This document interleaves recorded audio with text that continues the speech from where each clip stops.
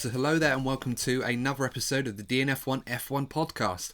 My name is Adam Burns and joining me once again, my co-host Courtney Pine. Courtney, how are you doing?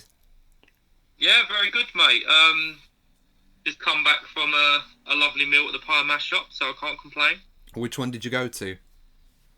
Oh, Goddard's in Greenwich. Oh yeah, I've been to that one before. Not bad actually. So it's nice to have, like, it's the small things, isn't it, that we're kind of getting back to normality, Obviously, we just watched a race yesterday, so that's another example. Yeah, absolutely. I mean, and what a race it was, of course. So much drama, so much action. So after 217 days since the checkered flag went down in Abu Dhabi last season, the long wait for Formula One's return, it certainly did not disappoint, did it, Colt? I'll tell you what, I didn't expect the race to be that eventful. I was always going to be happy that the racing was returning. Austria can be a bit of a boring race, and I wasn't expecting there to be fireworks quite as much as there were yesterday. Yeah, it just seemed that the race went from strength to strength. I mean, I think the worrying thought, and we'll go into this a bit more as the episode goes along, was that there was going to be one team that was going to dominate, and it was just a case of which of the two drivers was going to win it. And even though at certain points it did shape up that was going to be the case, the race just delivered so many shocks and surprises, twists and turns, more than you could count. And I've got to say, if we got more races coming to us like this one, then I'm certainly looking forward to how this season pans out. It certainly was a race worth the wait. Going on to that, we'll just have a look at now, discuss the race itself on the DNF1 news.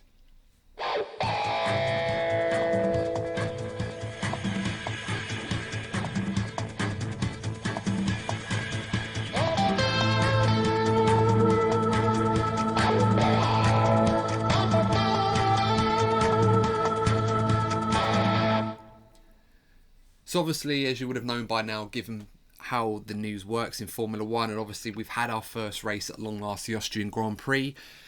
The confirmed result was Valtteri Bottas won the race for Mercedes, I should say, not McLaren, starting from pole position, as he did last season in Australia in that race. And of course, a surprise result, not necessarily the Lando Norris podium, but one of the surprise results, Courtney, was Charles Leclerc getting second place for Ferrari.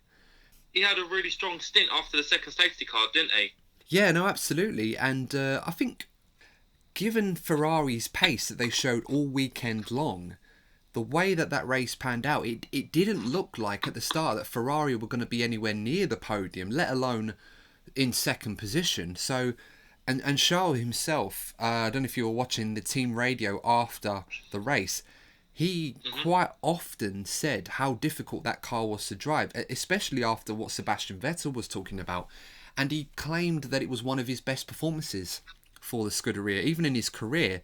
And, we'll talk about this a bit more later on, but it definitely showed.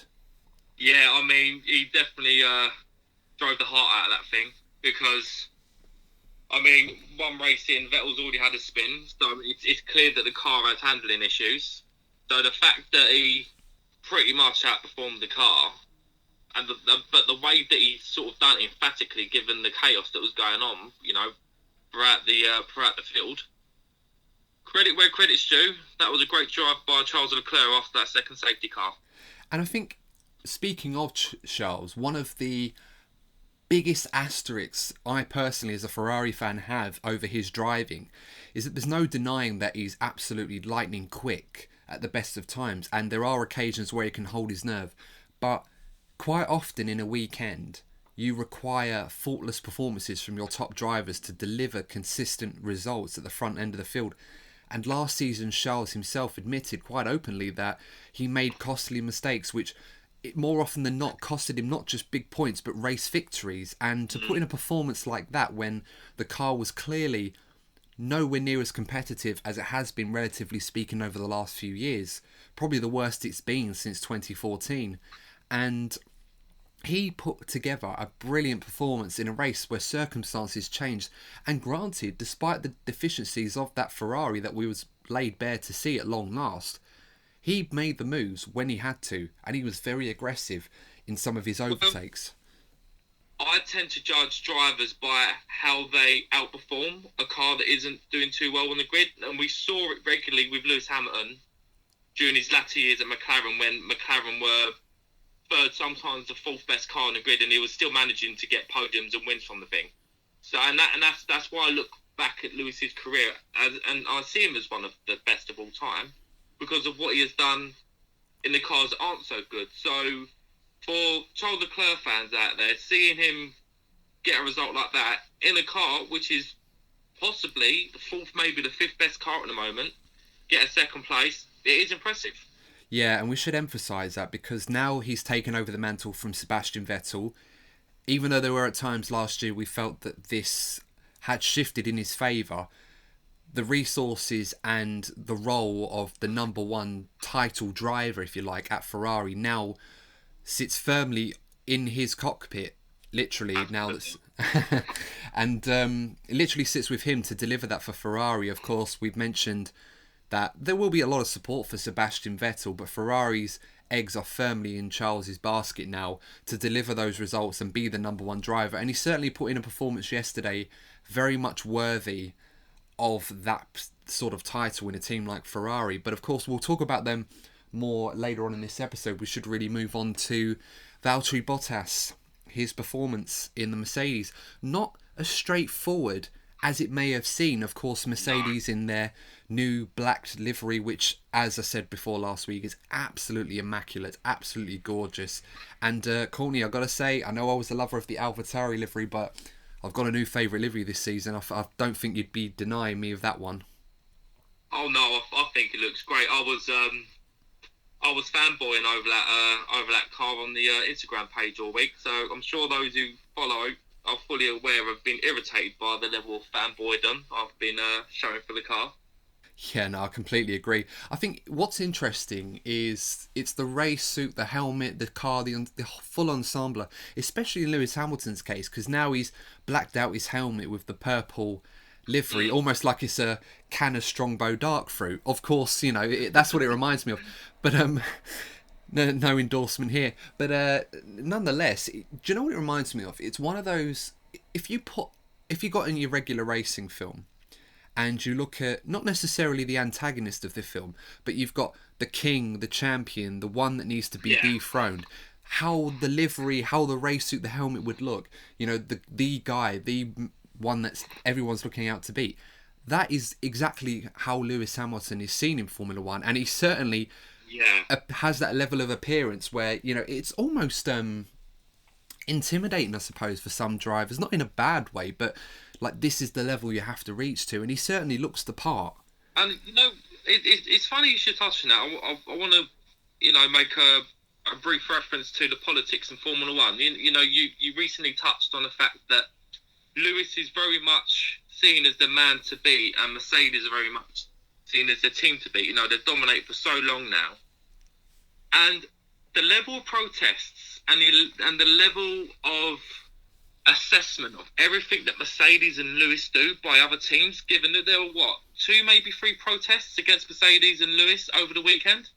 Yeah. It's really starting to show how much these people, or shall I say teams, really do fear this Lewis Hamilton / Mercedes combination, because the stats show they're all-time greats now, and everyone's out to get them. Everyone's after them. Well, they're on the verge of history. I mean, we talked about 6 consecutive Drivers' Championships in a row, 5 for Hamilton, 1 for Rosberg, of course, back in 2016. And let's not forget, they've now equalled Ferrari's dominance in 99 to 2004 with 6 consecutive Constructors' Championships to their name. And this season, they could very well break that dominance. Now, I don't know about you again, Adam, but before the safety car incidents, I was watching a race and how Mercedes pulled away from the rest of the pack, and it really did remind me of the first few years of the V6 turbo hybrid era, 2014 through to 2016, where apart from races like Austria where there are incidents, Mercedes could easily dominate a race and even control their power modes because they knew they were that far ahead. Yeah, so, you know, you're absolutely right in that regard. And I think it's worth pointing out what we were talking about earlier with the level of protest that Mercedes, and particularly Lewis Hamilton as well, has received this weekend. I mean, let's forget about the yellow flag incident and obviously the incident with Albon. We'll talk about that a little bit later on. But obviously we know Red Bull warned Mercedes that if they did use the DAS or DAS system, and for those of you that don't know what the DAS system is, I do recommend checking out our podcast for the first test series where I do go into that in some detail. But Red Bull did say to Mercedes they were going to protest this system, this little innovation that they've introduced, if Mercedes planned on using it, which of course we know they did. Red Bull protested it, and the FIA deemed it legal in terms of how it worked with the steering and also how it worked with the suspension. Now, I don't think the steering issue was something that come under scrutiny. It was more about how it worked with the suspension. And long story short, FIA regulations do not allow active suspension, or basically when suspension changes, influenced by the driver rather than the actual track itself. So it doesn't really encourage moving parts like that. But of course it was deemed legal. And quite interestingly, we noted in practice, Christian Horner quite openly said to Sky Sports that they had a system of their own that they were waiting to use, similar to what Mercedes have done. Now, we don't know, obviously, if the benefits of Red Bull's system would help them in the way that Mercedes' system helped theirs. Of course, we don't even fully understand how DAS helps Mercedes. We have a rough idea, but probably there's more to it than meets the eye. And what I think we should mention is that with that in mind, with the level of protest Red Bull put in, it does seem to be motivated more by the fact that they were probably going to accept the fact that Mercedes were going to be deemed legal, but it was more of confirmation rather than a protest that they can use their own system. Now, I think we should put this point forward, Courtney. I think a lot of fans that watch Formula One over the years that we've seen when Ferrari have dominated, or Red Bull have dominated, or McLaren or Mercedes have dominated, the one thing that's always been constant is protest against those teams when they bring new innovations. And it's not necessarily about they've put that on their car and we don't think it's legal. It's more along the lines of, we want to develop a system similar to that. We know roughly how it works, but we need to know it's legal so that we can do that. Now, what's key, what we mentioned in the testing episode, was that this DAS system, for teams that would want to build their own system, may take as long as 6 months. That was something Mattia Binotto mentioned about Ferrari potentially developing a DAS system.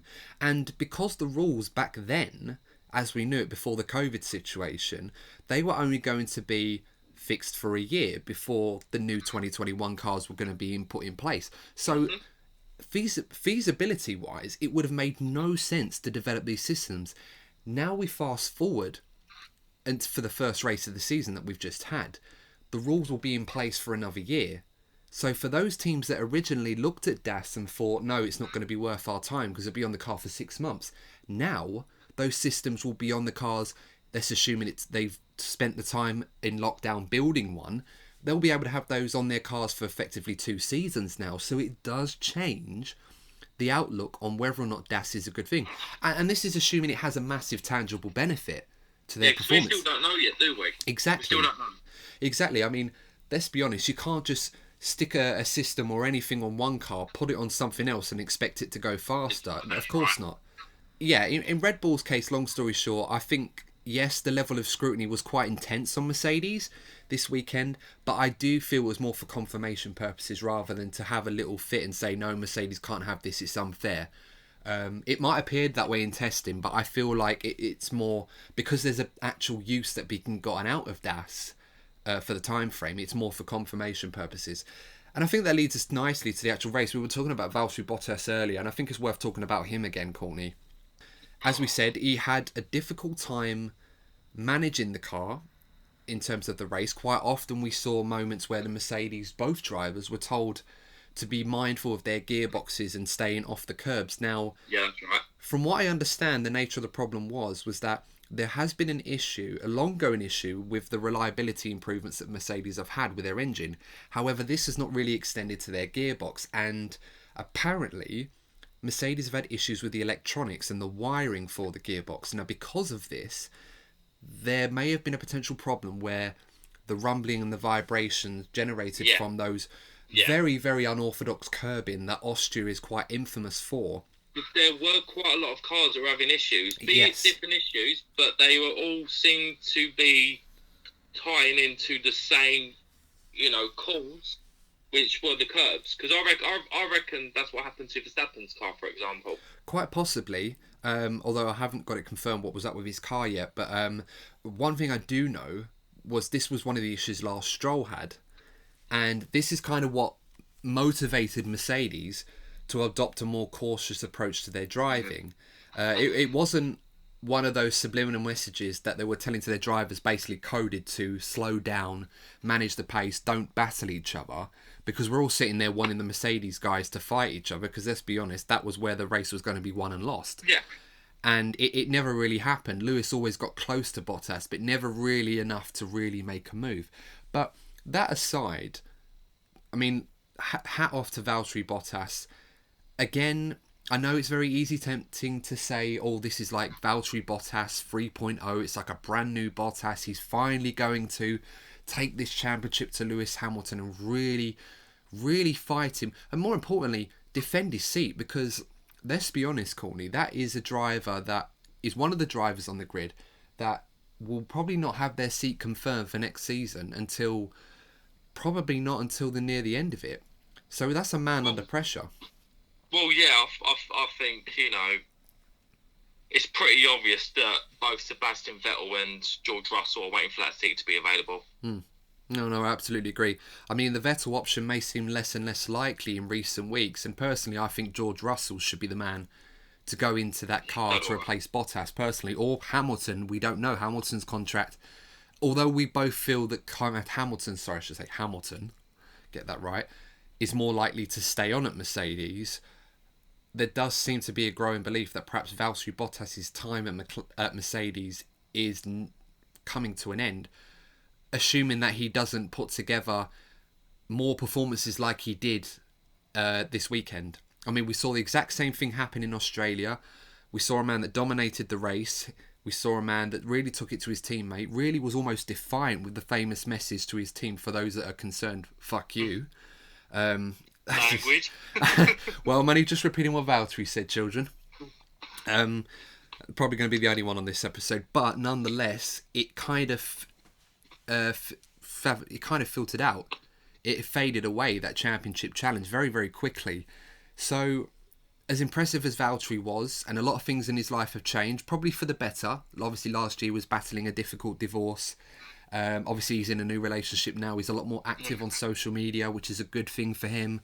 He seems like a very happy man, and it's translating into his driving. But I'm going to hold out on judgment yet. I'm going to wait and see how this goes. But in a shortened season, finishing... I was going to say this, Yeah, finishing a lot further ahead of his teammate. I mean, Lewis Hamilton got fourth in that race. A 14-point margin, because of course... 13-point, I should say. That could be a huge gap in a very shortened season for Valtteri Bottas. So the perfect start for him, absolutely. Yeah, I mean, you said what I wanted to say. With the fact that the season's short, we still don't know how many races we're going to have. They're saying, 15 to 18 potentially? Well, we have 8 confirmed at the moment, but of course we'll be expecting more news in the coming days. I feel like there are other races in the pipeline ready to be announced. I think we're just in a trial tribulation period where we're waiting to see how the drivers and teams manage this COVID situation, to see if they can mitigate the number of cases and the level of infection amongst the F1 community that goes to these circuits, limited as it may be. At the moment, I think they had 4,000 tests in the first round and got no positive cases. So it's a perfect start. And of course, absolutely, yeah. From what we've seen of how they've handled this situation, it seems like they're doing all the right things and are taking all the necessary precautions.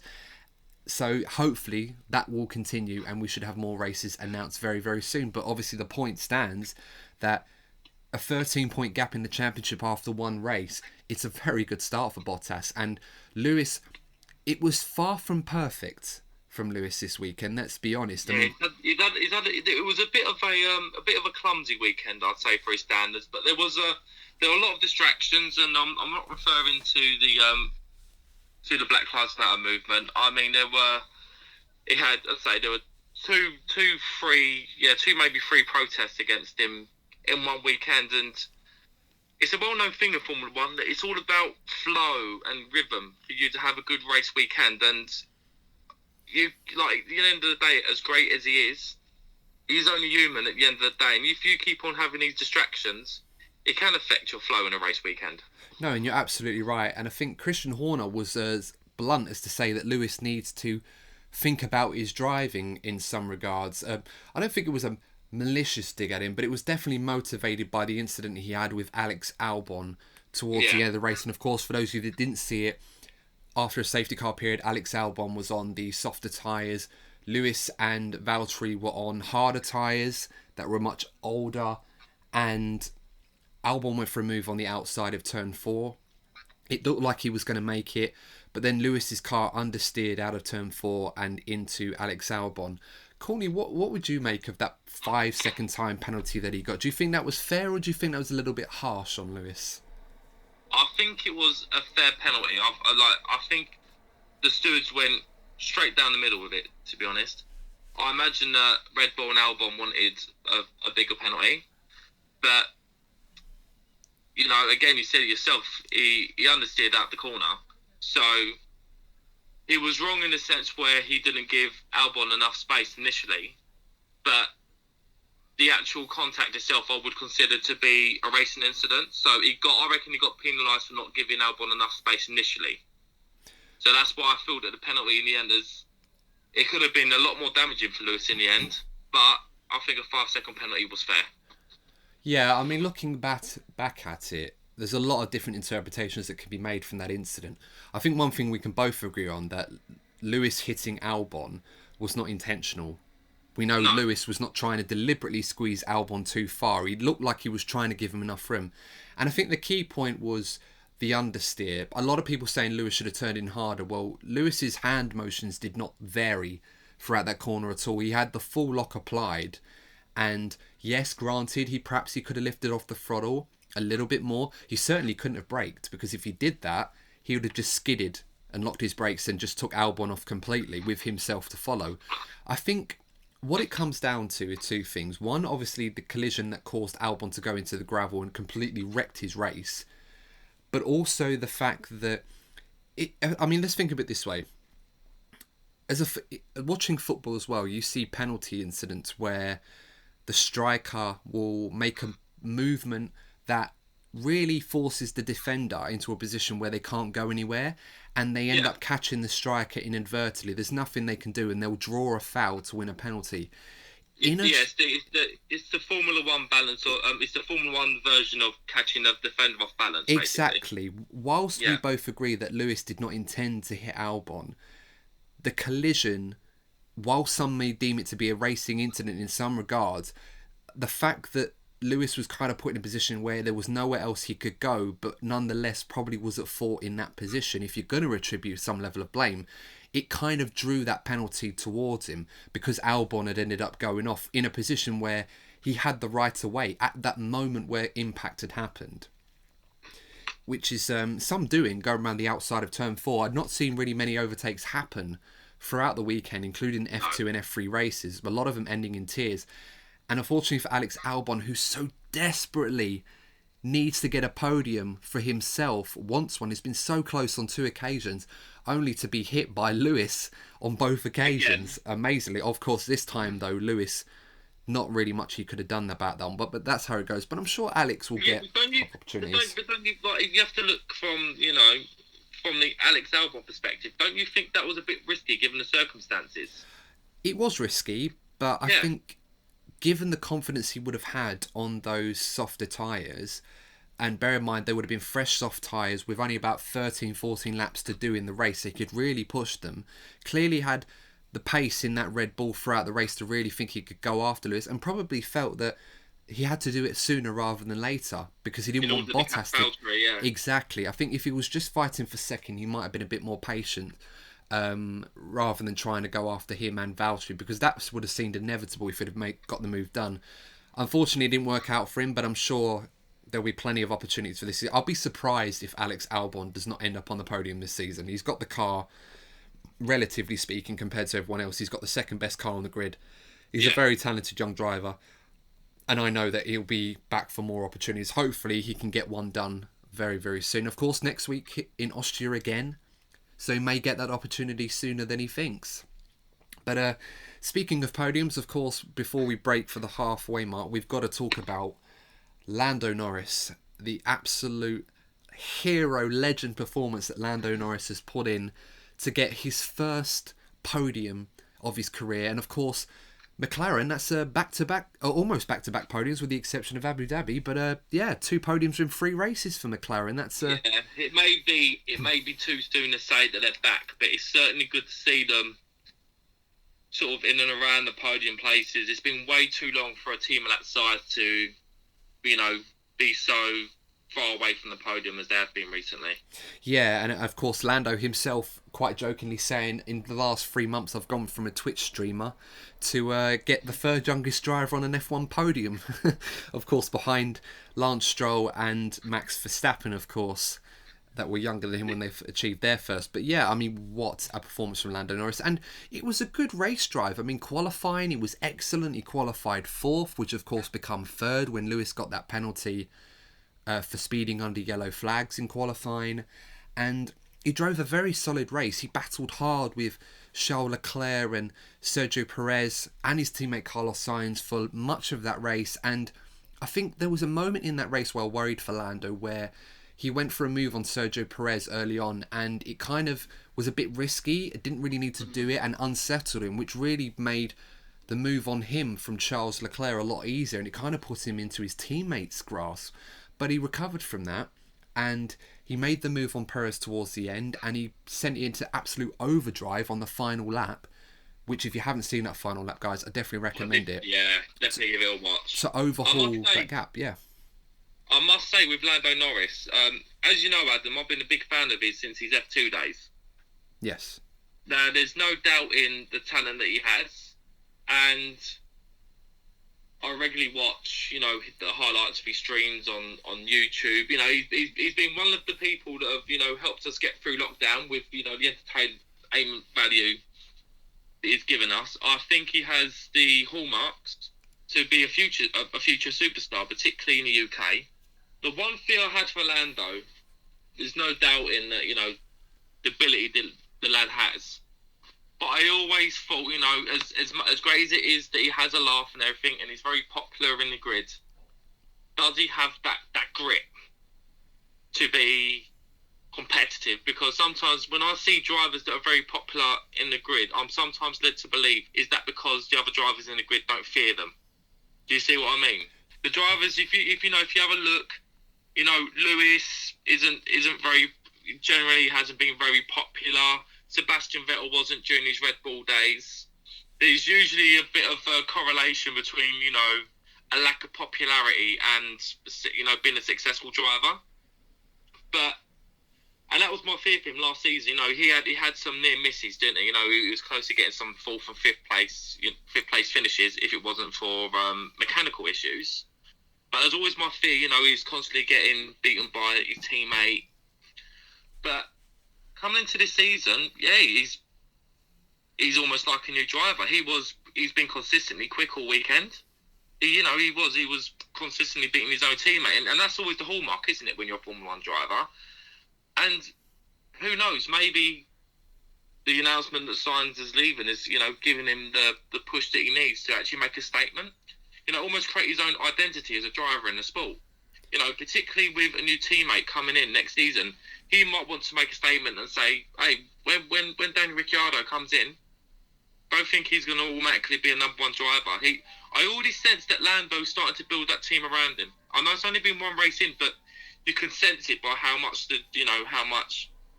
by the live footage, how much they appreciate him. You can tell he's well loved within the team, whether it be, the race directors or, you see it on the streams, even if it's the guys loading up the equipment, he's well loved throughout the team. Well, he's very much a homegrown product of McLaren. Of course, Yeah. He's been signed up to that program for many, many years now.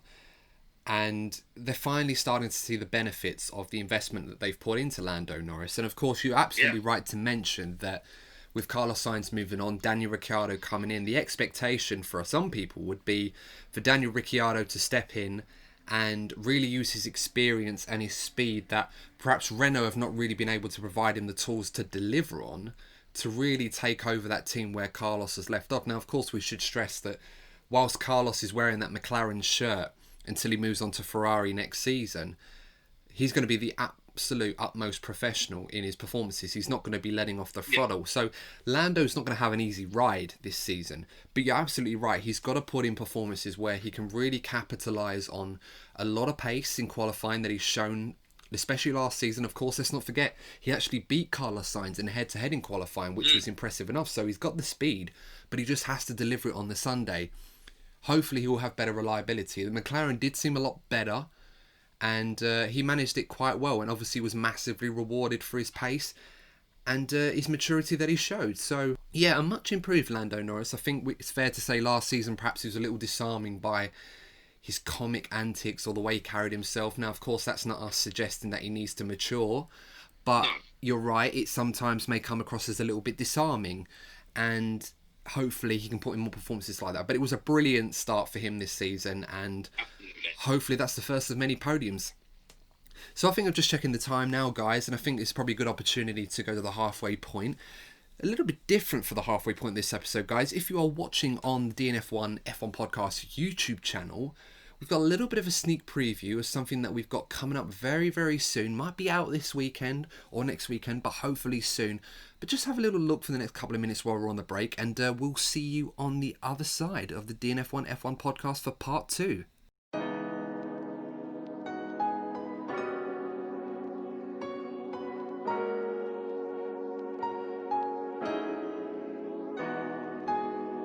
After a 7-month break, which has felt like an eternity, the revised start to the Formula 1 2020 season is finally upon us.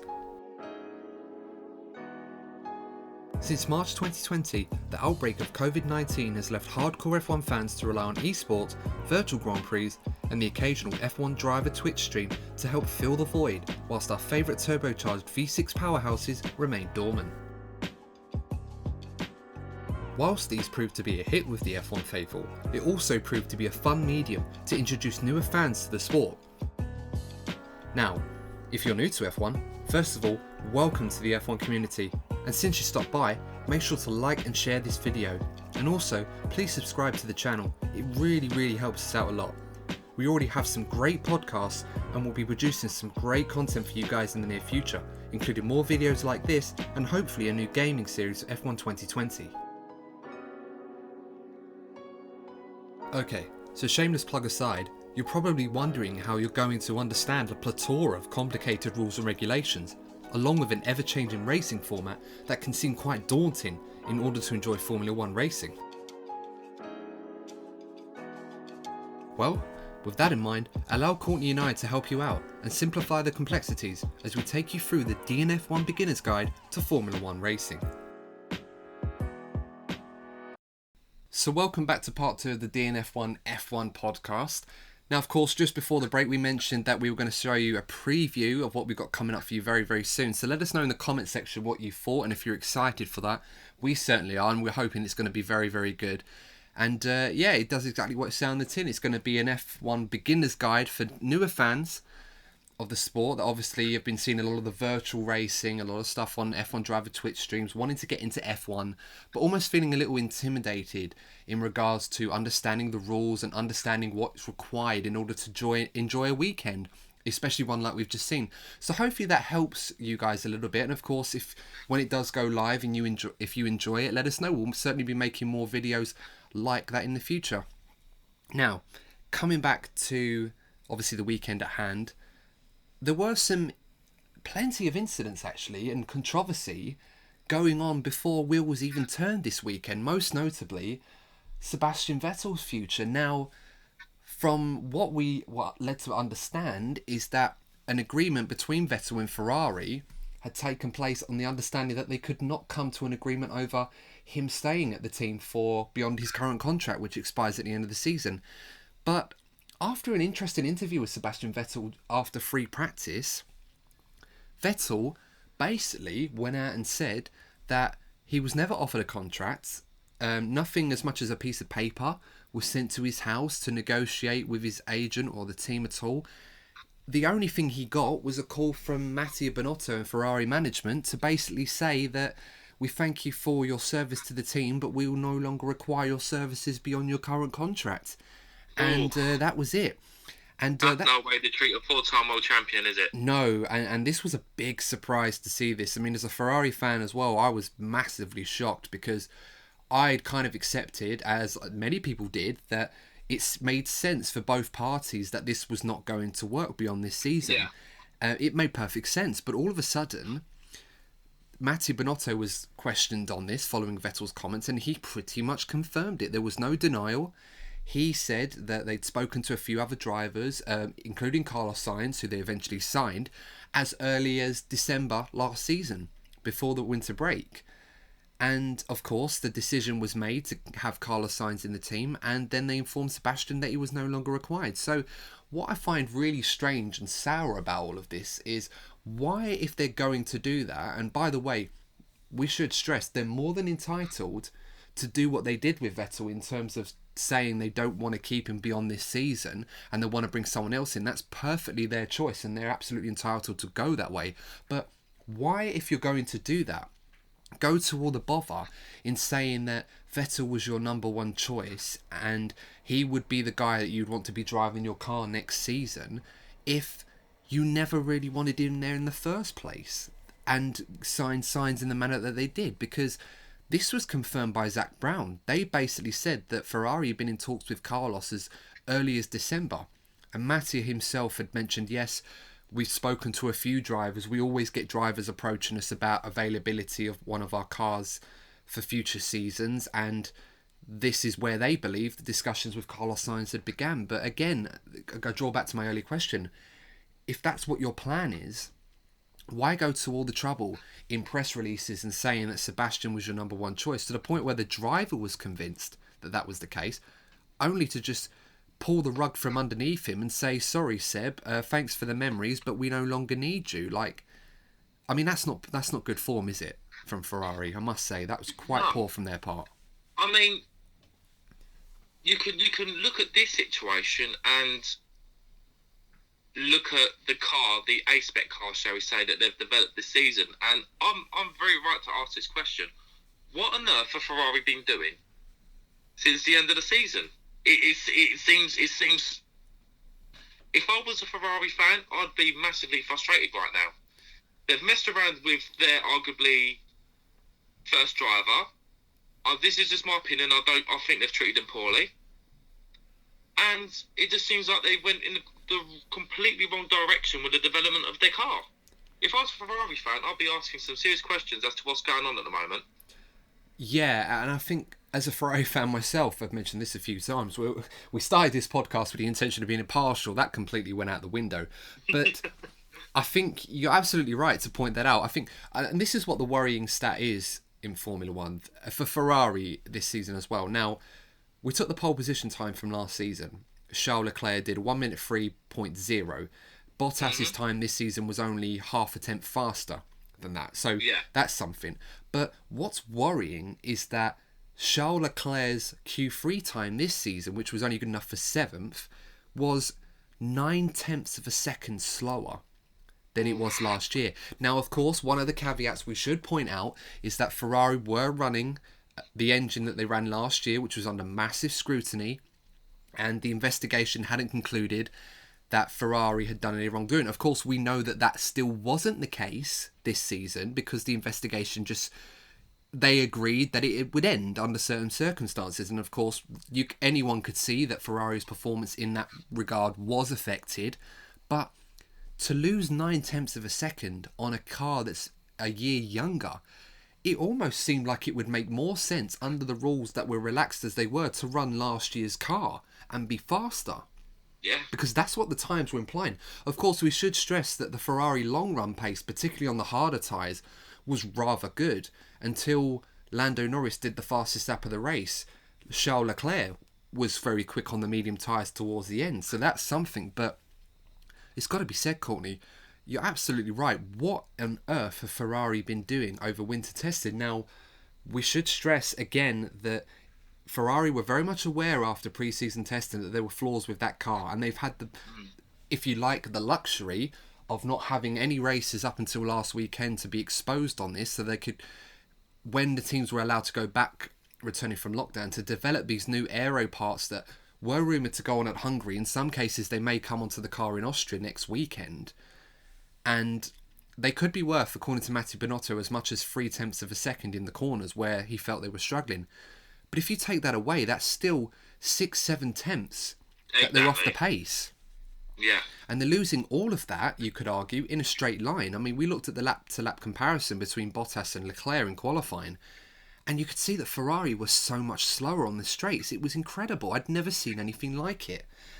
And I suppose that translates because the Alfa Romeos and the Hasses, granted, aero-wise, not the best cars anyway, but they were well down in the speed traps, just like the Ferraris were. So very much worrying times, considering the fact that engine development this season, after the first race, is now frozen. So they won't be able to improve their engine. The only thing that they can really do is improve other areas of the gearbox, perhaps, or reliability issues. But most importantly, and this is an area Mattia Binotto mentioned, is to improve the drag coefficient. Because that, apparently, this Ferrari is very, very draggy, which in a nutshell is causing the cars to slow down in the straights. Now, they can try and get around this by making that car the best aerodynamic car in the field, that will take some doing already, in a way that Red Bull used to be slow in the speed traps but fast in the corners. But this isn't 2012 now. This isn't, that era is gone in Formula 1. So even if Ferrari were to have the fastest car in the corners, they'd still be as much as half a second down on a Mercedes, which we already agree is the class of the field. So very much a worrying situation at Ferrari at the moment. What I will say, in terms of their performance, their season hangs on the performance of this B-spec car that they're talking about bringing to Hungary. The season hinges on that upgrade. Yeah, you're absolutely right on that one. And this is why it was to our amazement that Charles Leclerc managed to get second place in the race. That you'd think this time last season, Charles Leclerc came second in Austria in that dramatic last lap showdown with Max Verstappen. And that was a disappointment. And fast forward 12 months to it being like a miracle. I mean, it's fair to say we don't expect Ferrari to repeat that this weekend, although if Charles puts in a similar performance, we never know. But worrying times at Ferrari at the moment. It seems to be everything that they do raises more questions than answers. It's almost as if they're going one step forward and taking 4 or 5 steps backwards. Well, going back to the Vettel point, that's why I raised this, because I feel that, the two issues link to one big problem at Ferrari. Now, as a Mercedes fan, okay, and particularly Lewis Hamilton fan, I'm looking at the championship thinking, okay, who are going to be the main challengers? I see, if Bottas continues, Bottas will be a threat, but I see Red Bull and Max Verstappen being the main threat. Mainly because it seems that Red Bull have got a better car than Ferrari, obviously, but also because Max Verstappen is the main man. Now, given the way that Vettel is perceived to have been treated, he will be looking after primarily himself. There's no doubt he'll be professional, but I just get the impression that if that Ferrari does catch up and becomes the second best car or is challenging Mercedes regularly, I do get the feeling that Vettel and Leclerc are going to be taking a lot of points off each other throughout the season. Quite possibly, and I think we should stress that Sebastian Vettel, for all intents and purposes, is a very, very professional racing driver. He's one of the gentlemen of the sport, despite the fact that he's quite often mocked for his constant spins. And I think, once again, Sebastian in a spin, it's almost like a weekly event. You're expecting it to happen in every race. And let's be honest, we don't have to analyse that incident too much, do we, Corny? I mean, it was a bone-dead move. We could see he was trying to be opportunistic with Leclerc and Sainz fighting amongst each other, which almost appeared initially to open the door. But, I mean, let's be honest, there's late, and then there's Sebastian Vettel clipping your rear tyre late and spinning at turn 3. I mean, the car was already spinning before it even hit Sainz. Yeah, it was almost like he just like, well, I know how this ends, I'm going to do it myself. Yeah. But I'm hoping that Sebastian, regardless of how the car performs, is able to perform like he did before. And there's no pressure on him now. I mean, regardless, wherever his future may lie, whether it's at Mercedes or maybe Aston Martin or Renault as an outside chance, and of course we'll talk about Renault in a moment, he's got literally no pressure on him in terms to deliver for Ferrari. Of course, he said in interviews that he will play the team game if instructed, but he is very much a man on his own in that Ferrari team, and that can become a very isolated place at the best of times. So I think for Sebastian, I just really hope he can draw on his experience, his success, and a lot of it that he's had to really just, for once, drive for himself and maybe recapture that brilliance, that form that he showed in glimpses last season. I mean, Singapore last year was a brilliant performance from him. I'm hoping to see more of that from him. Will we see that from him, though?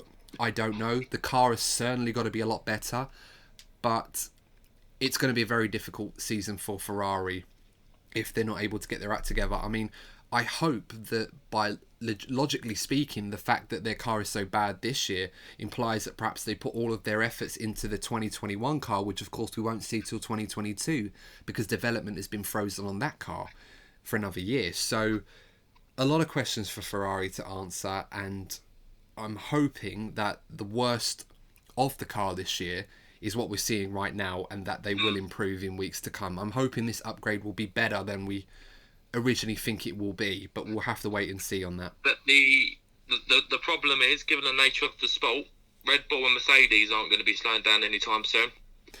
No, and I think it's worth pointing out that a lot of teams did bring a lot of upgrades. So they were very, very different cars, with the exception, arguably, of Ferrari, probably being the only team that ran anything like a testing spec car at this race, and it certainly showed. I mean, they were probably the 5th fastest car on raw pace, behind the Racing Point, McLaren, Red Bull, and the Mercedes, and they were very much just about keeping Renault behind them as well. So a lot of questions for Ferrari to answer in that second part, and for Sebastian Vettel as well. Very controversial. Let us know what you think, of course, guys, in the comments.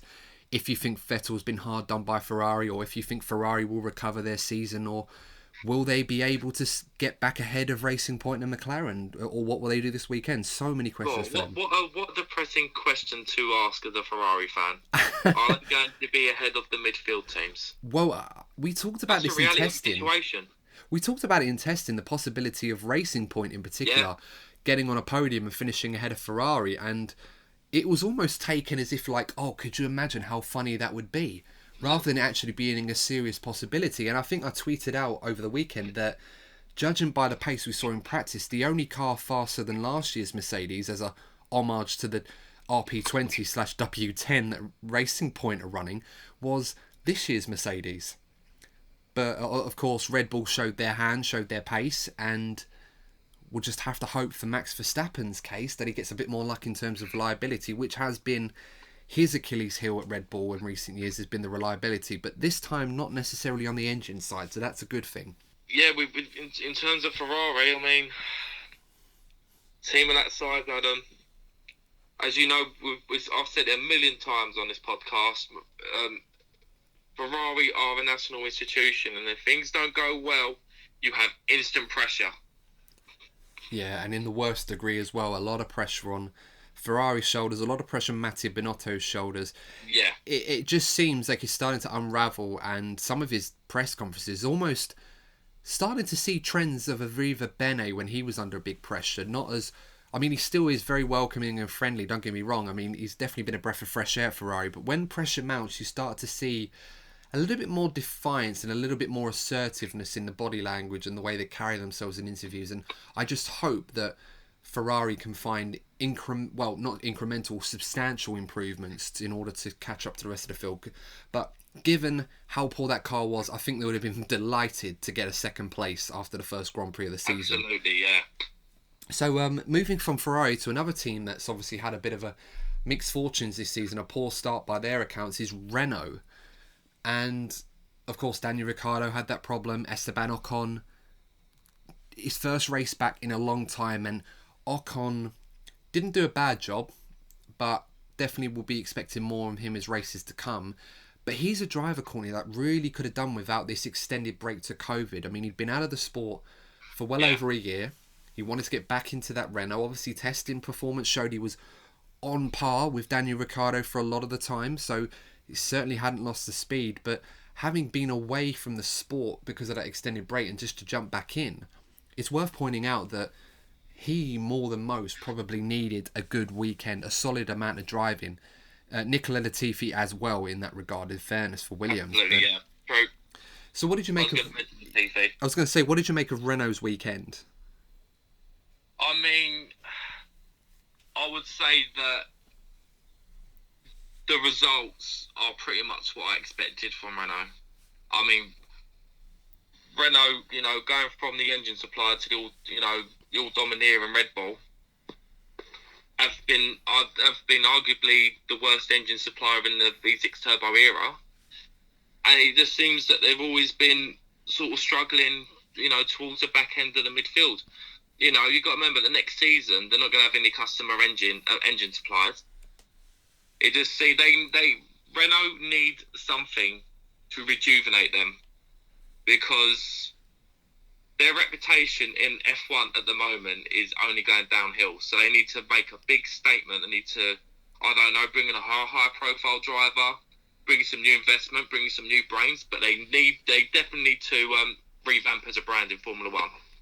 And I think it's good that you mentioned the big name that we were talking about before this podcast. Now, of course, these are only rumours, but according to Spanish media, and take that with a pinch of salt, considering where the source is, that Fernando Alonso may be announced as a Renault driver to partner Esteban Ocon for 2021, perhaps some point this week, maybe as early as Wednesday. Again, these are very strong rumours in regards to how much people want them to be true. I mean, don't get me wrong, I'd love to see Fernando back, and we talked about this earlier in the season. Would Fernando coming back to Renault be good for Formula One? And yeah, it would help the show, but I just feel that there are other drivers that Renault should really be looking to try and get back next season, rather than Fernando Alonso. I mean, Lundgaard in F2, or Guan Yu Zhou in F2, two drivers I think they should be looking at. And especially Guan Yu Zhou, of course, he didn't have the best of weekends in the F2 race in Austria, but his pace was there to see. He was excellent in qualifying. He just didn't get the rub of the green in the race. But he's the guy that I think Renault should be looking for to next season, rather than trying to bring back Fernando Alonso, who, let's be honest, is going to come with a hefty price tag in terms of his salary, despite being a free agent, and will demand absolute 100% support and ownership of that team, despite the fact that they've got Esteban Ocon there, a young French driver who's looking to find his wings in Formula One. It's got a lot more risks attributed to it, rather than the payout. Another risk worth highlighting is that Fernando gets very easily frustrated when things aren't going well performance-wise, and he's very quick to, what's the best way of describing it? Throwing toys out the pram? Yeah, and he voices it for the world to hear. We saw it at McLaren. I don't want to directly blame him, but the moment that, I mentioned about Renault needing to, rejuvenate and go again, it seems that after Fernando left McLaren, and this, had a new culture with Zach Brown and with Lando and Carlos Sainz, it just seemed that the energy changed, and since then they've had some positive momentum, and, they are now an upper midfield team. You got to sometimes question the influence that Fernando, as talented as he is, and we've had conversations in the past where I feel that 2 world championships aren't enough for a man of his stature. It does seem to cause problems if things aren't going well within a team. Yeah, I mean, there's no denying his pace, and the fact that if he came back to Formula One, his pace would be there. I mean, we've seen in the off-season from the virtual Grand Prix, the series the race did with Jenson Button as well, how good he was there, and he picked that up very quickly. So we know Fernando's pace is definitely undeniable, even at his age. I mean, it seems like Formula One drivers are just going on and on. They're almost evergreen these days. Some drivers like Fernando and Kimi, drivers in their 40s now, but still driving almost as well as they've ever done. But Fernando does come with that risk in terms of how his conduct is handled. And I think it's probably fair to say that over the years as a Formula One driver, despite his speed being a great asset, his conduct and decision-making in terms of his career moves has always been probably to his detriment. If you want to compare him to someone like Lewis Hamilton, who's gone completely the opposite trajectory with a driver that's got as much raw talent and pace as anybody we've ever seen. So it's quite an interesting one at Renault. But again, guys, let us know in the comment section who you think is going to be at Renault with Ocon next season. Who you think is going to replace Ricciardo. Will it be Alonso? Will it not? Do you want Alonso to go back to Renault? Of course, we've mentioned names already like Guan Yu Zhou and Christian Lundgaard. Two very good F2 drivers that I think deserve an opportunity in the main seat, particularly Guan Yu Zhou. So let us know, guys, who you think as well. So I think for the last 5 minutes of this episode, Corny, of course, we're coming up to an hour now almost. I think it's worth talking about the race this weekend. Of course, it's race week once again. So we've been waiting so long for an F1 race, and now we've got, well, the second part of this triple header. We're going back to Austria. So given that we've already raced there and the circumstances for the race are going to be very, very similar this weekend to how they were last weekend, how will the order in our minds be affected? Do we expect a change to fortunes perhaps for Red Bull? Do we expect Max Verstappen to get at the Mercedes this time? Because he wasn't really given a fair shot with that alternate strategy not really working, considering he had that issue with his car that took him out of the race.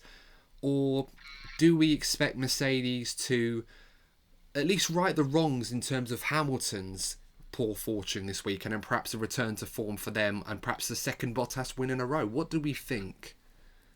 I'm expecting to see a rejuvenated Lewis Hamilton this weekend. You know, if you look back through his career, whenever he's had a bad weekend, he comes back all guns blazing, and he tends to make statements. So it's early on in the season, but you know, this race could already be important for the championship going forward. Yeah, I think that's a fair point. Of course, as we mentioned already, the gap is 13 points after one race, which will be music to Bottas, this is, and he really needs to keep that in mind when he's racing. Of course, he's very quick in Austria. He's led the most laps in the last few years. He's been arguably the most successful driver in the last 5 years at the circuit. Amazing to say that the last 4 occasions they've been there, including this last one, Lewis Hamilton has not made it onto the podium. Amazing. It's a bit of a bogey track for him. It has been. So he definitely, more than anybody else, needs to really show the form. And it seemed at practice that he was going to be the man to beat, that he had the pace, but qualifying just never delivered it. And in the race, he just never really, it just wasn't his day. It can happen to anyone. I think in Lewis's case, when he has a bad day, he has a bad day, as most drivers do. I feel that he would, like, generally speaking, after a bad weekend, he comes back. Yes. A much stronger driver. So, in terms of the Mercedes, I do feel that Lewis will bounce back. In terms of Red Bull, unless there's another chaotic race or, you know, changeable weather conditions, it was no secret that Mercedes were miles ahead. As I said at the beginning of the episode, as of now, I'm getting flashbacks to 2014 to 2016 in terms of how dominant Mercedes are. Yeah, it could quite possibly be that way. Hopefully not, but we'll obviously have to wait and see. But they do look very formidable at the moment. Of course, I'm hoping to see what Max Verstappen can really do because, as we said, we were denied that opportunity. He felt himself that the pace of the Red Bull was good, but just not on the level of Mercedes, and that this alternate strategy might throw the cat amongst the pigeons and give him an opportunity of taking the race, as he famously did last season on an alternate strategy after dropping down the order after a poor start. But we didn't get to see that. Hopefully we will get to see something this weekend more suited and the Red Bull more reliable so Max can put in a good performance, and he needs to. It's a short championship this year. We know that for definite. We don't know if it's going to be 17, 16 races or if it's going to be only 8. We'll have to wait and see. Ferrari, we already talked about them earlier in the episode. Some of these upgrades that they talked about in Hungary might go onto the car, which might help. I know it's been fast-tracked, if you like, given how poor they have been over the weekend in terms of raw pace, but we'll have to wait and see. Vettel will have to wait and see if he has a return to form and if Charles Leclerc can continue to perform in the level he did last weekend. And we should talk about Racing Point as well. What do we think they're going to do this weekend? They definitely look fast, but we thought McLaren weren't going to be as fast as them, but they should prove that way. And they were the surprise team, and I remember asking on a poll on Instagram about that, and some people did suspect that McLaren would be a surprise package, and it's just coming to prove that our listeners have a good knowledge of Formula One. Well, I like to think that they do. That's why they listen to us. But Touche. yeah, exactly. And yeah, we love you guys. But yeah, Racing Point, they had some reliability issues. Of course, Lance Stroll was massively down on power, hence why he wasn't able to compete where Sergio Perez was. And of course, they had the similar issues that Mercedes were trying to manage as well. So perhaps it might be the same thing this weekend. Perhaps the Mercedes and Racing Point just don't have an answer for this track, and we won't see their real performance, at least over a race distance, until Hungary, perhaps at the earliest. But nonetheless, it's good performance. But Racing Point, do we think they could get a podium this weekend, Courtney? The possibility, but I feel that Max will be on the podium this weekend. So, in terms of raw pace, you'd be foolish not to think it would be Mercedes 1-2 and Max Verstappen in third place. I would pretty much agree with that one if I was honest. I was going to ask, but I know I agree with that one. And yeah, I think that's a good way to wrap this episode up, guys. So as we said before, let us know what you think's going to happen this weekend. Let us know what you thought of last weekend. Make sure to like, share and subscribe to the channel if you are watching us on YouTube. Of course, if you're listening to us on your favourite podcasting platform, make sure to follow, like the episode, and obviously share the content as much as you can. It really does help us a lot. But yeah, no, I think that's all that's left to say. Of course, we're hoping to have the next video that we've got coming out that we advertised halfway through on YouTube some point this weekend, hopefully sooner rather than later. But until then, guys, make sure you tune into the race this weekend and enjoy the action, really. I just can't believe that F1 is finally back and we're back in... and didn't it deliver? Yeah, it certainly did. Hopefully another race like that would be very nice indeed. But until then, guys, all the best, and we will see you in the next DNF1 F1 podcast. See you soon.